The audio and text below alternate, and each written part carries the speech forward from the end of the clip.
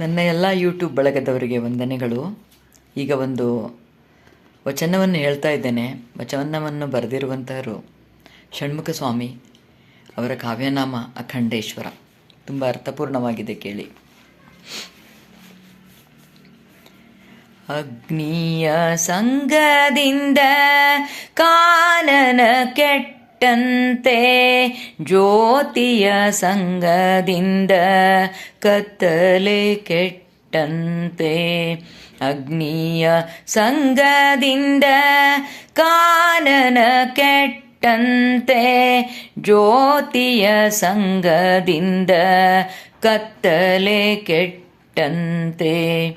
ಪರುಷದ ಸಂಗದಿಂದ ಕಬ್ಬಿಣ ಕೆಟ್ಟಂತೆ, ಪರುಷದ ಸಂಗದಿಂದ ಕಬ್ಬಿಣ ಕೆಟ್ಟಂತೆ. ಲಿಂಗಾನುಭವಿಗಳ ಸಂಗದಿಂದ ಎನ್ನ ಹುಟ್ಟು ಹೊಂದುಗಳು ನಷ್ಟವಾಗಿ ಕೆಟ್ಟು ಹೋದವು ನೋಡ, ಹೋದವು ನೋಡ. ಅಖಂಡೇಶ್ವರ, ಅಖಂಡೇಶ್ವರ.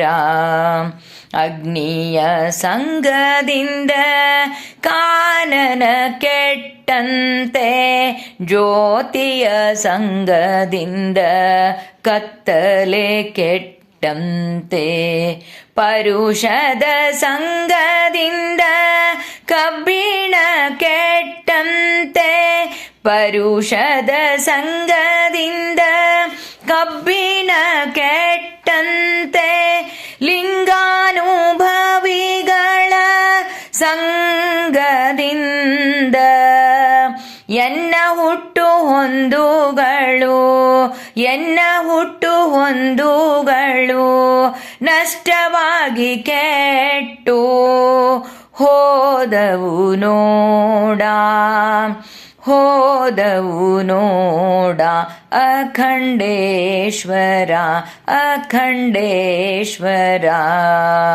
ಅಗ್ನಿಯ ಸಂಗದಿಂದ ಕಾನನ ಕೆಟ್ಟಂತೆ.